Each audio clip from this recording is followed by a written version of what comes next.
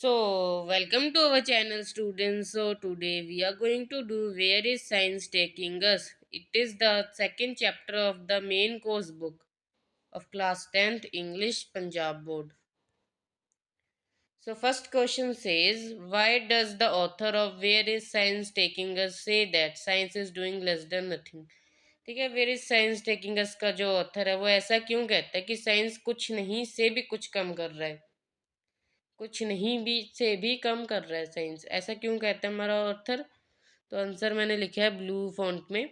Author says this because the science is only giving us material comforts in regards to non material things it is doing no progress. वो ऐसा इसलिए कह रहा है बेटा क्योंकि जो हमारे पास साइंस है वो सिर्फ मटेरियल कंफर्ट्स दे रहा है। मटेरियल कंफर्ट्स हो गया, हमारे पास मशीन्स दे दी उसने हमें, हमारा मटेरियल काम आसान करा, पर in regard to non material things like hunger हो गया, है ना, लाइक पॉवर्टी होगी, वो कुछ नहीं से भी कुछ कम कर पा रहा है। देखो, साइंस ने कोई भी एम्प्लॉयमेंट क्रिएट नहीं, मतलब जितनी करी, चलो थोड़ी बहुत ही करी, मतलब लगभग समझ लो नहीं करी, पर उसने जो थी उन्हें भी छीन लिए। तो इस तरह हम कह सकते हैं कि कुछ नहीं से भी कम कर पा रहा है साइंस। सेकंड क्वेश्चन है हमारे पास, what are machines doing for the humans? इंसानों के लिए मशीन्स क्या कर रही हैं? Machines have made our life easy, हमारी लाइफ को आसान बना दिया मशीन्स ने। They are helping us in every field, वो हमें हर एक फील्ड में मदद कर रहे हैं। थर्ड क्वेश्चन है हमारे पास, what is the greatest triumph of science? Science की सबसे बड़ी विजय क्या है?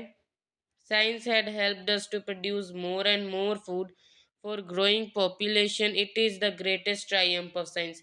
साइंस की मदद से क्या है, हम ज़्यादा से ज़्यादा खाना पैदा कर पा रहे हैं ग्रोइंग पॉपुलेशन के लिए, बढ़ती हुई जनसंख्या के लिए। It is the greatest triumph of science, सबसे बड़ी विजय है साइंस की। फोर्थ क्वेश्चन है हमारा, what are the consequences of war?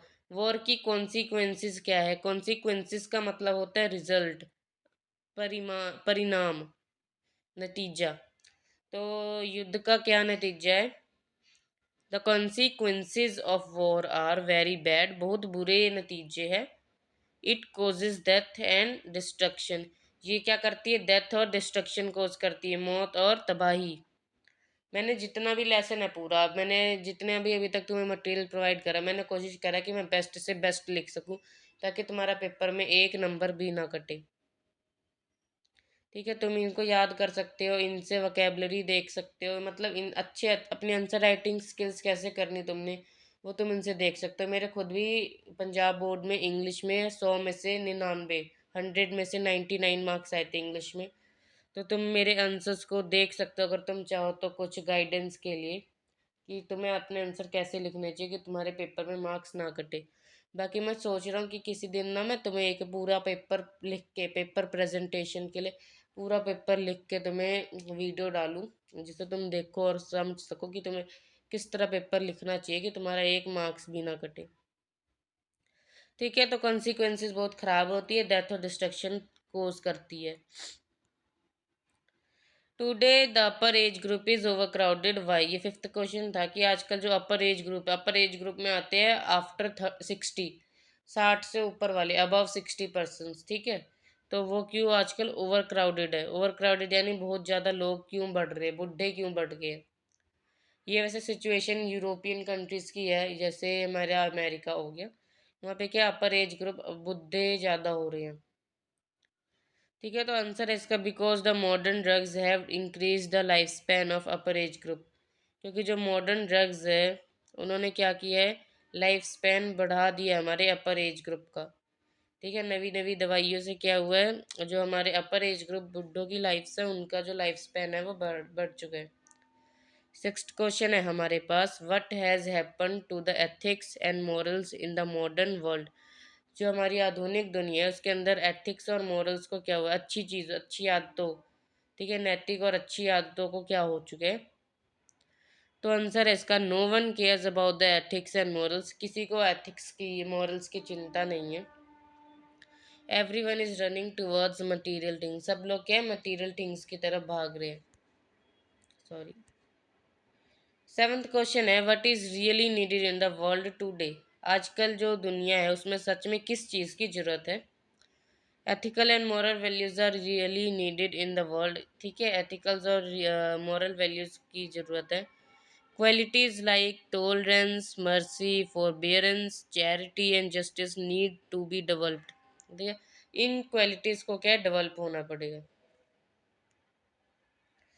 Y does the author of very science taking us wish to live another 100 years।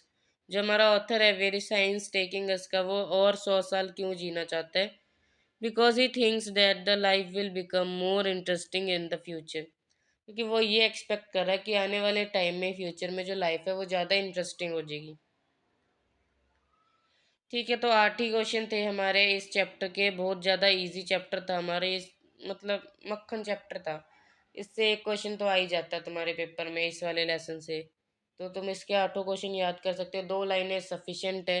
Paper में तुम्हें 2 number का आएगा क्वेश्चन। 2 लाइनें लिखो, तुम्हारे पूरे नंबर मिलेंगे, एक नंबर नहीं कटेगा। बाकी जो आंसर लिखोगे उसे भी एक तरीके से लिखना पड़ेगा। वो तरीका तुम्हें मैं बता दूंगा जल्दी, जब मैं तुम्हें आंसर राइटिंग पे एक पूरी वीडियो लेके आऊँगा तुम्हारे लिए। पूरी पेपर प्रेजेंटेशन के लिए एक पेपर पूरा प्रेजेंट करके खुद सॉल्व करके तुम्हें दिखाऊंगा कि हाँ ऐसे पेपर को प्रेजेंट करो, ज़्यादा बेटर होगा। पेपर की स्ट्रेटजीज आएंगी। हाँ, तो बस यही बातें हैं। फिर पढ़ते रहो। बोर्ड्स की डेटशीट भी आ गई, मैंने देखा था आज। 1 मार्च से तुम्हारे पेपर है, 29 मार्च तक। इंग्लिश का शायद सेकंड पेपर हो। 1 मार्च को तुम्हारा पंजाबी ए का पेपर हो, उसके बाद शायद तुम्हारा इंग्लिश का पेपर हो। चलो ठीक है फिर। If you like the video, you should share it with your classmates. Don't forget to like, share, and subscribe the video. Thank you very, very much. Have a very, very, very nice day.